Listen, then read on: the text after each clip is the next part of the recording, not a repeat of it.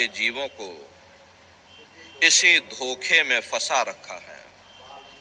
देखो चरित्र काल कर्ता का, कोई सिर कोई पैर रुधान। देखो काल ने कितना बड़ा धोखा दे दिया। किसी को हाथों से बहा दिया, किसी को पैरों से बहा दिया। वाल्मीकि जी महाराज ने राम के पैदा होने के 10,000 साल पहले ही पूरी रामायण बना करके रख दी थी कि भाई तुम्हारे अंदर राम है, तुम्हारे अंदर रावण है, सब कुछ तुम्हारे अंदर है। काल भगवान ने देखा इसने तो मेरा भेद ही खोल दिया, तो उन्होंने बड़ी होशियारी के साथ बाहर राम बनाए, बाहर रावण बनाया, ताकि कोई अंदर ना आने पाए, सब बाहर ही बाहर भटकते रह जाएं। भटक भटक भटकाया सब जग, कोई न लगया ठौर ठिकान। काल ने सारे जगत के जीवों को बाहर ही बाहर भटका दिया।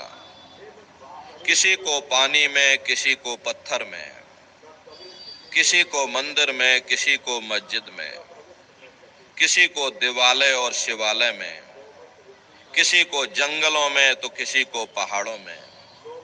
प्रेमी भाई बहनों, इन बाहरी कर्म कांडों से न कभी किसी को मुक्ति मिली, न भविष्य में कभी मिल सकती। लोमश ऋषि का एक दृष्टांत आता है।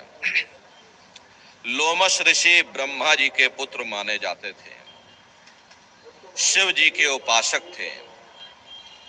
उनको ये वरदान प्राप्त हुआ था कि जब तक तुम्हारे शरीर के सारे रोए समाप्त नहीं हो जाएंगे, तब तक तुम्हारी मृत्यु नहीं होगी और तुम्हारे शरीर का एक रोया एक कल्प पर्यंत वाद टूटेगा।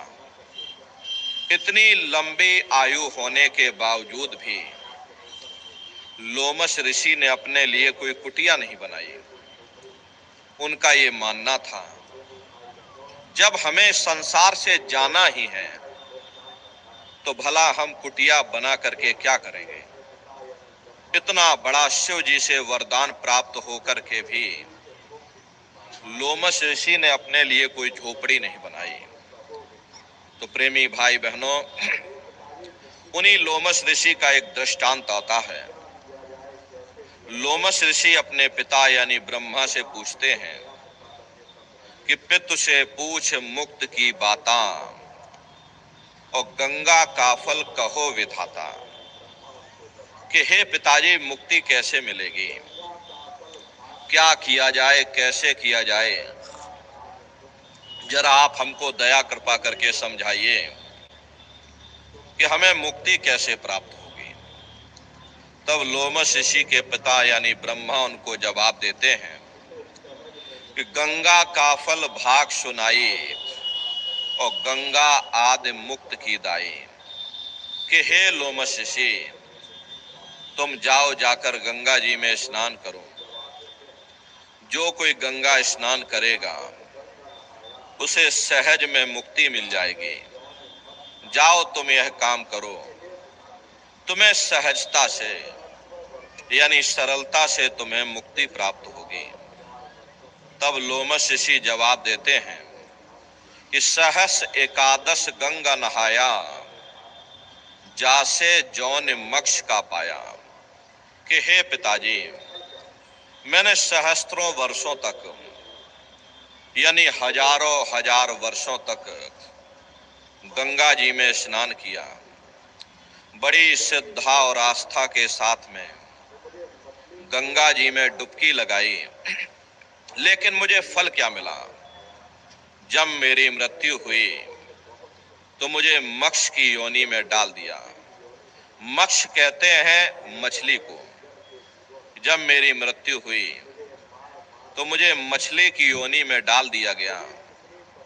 अनेक जीव मार मुझ खाया, ऐसे बहुत बहुत दुख पाया। जब मुझे मछली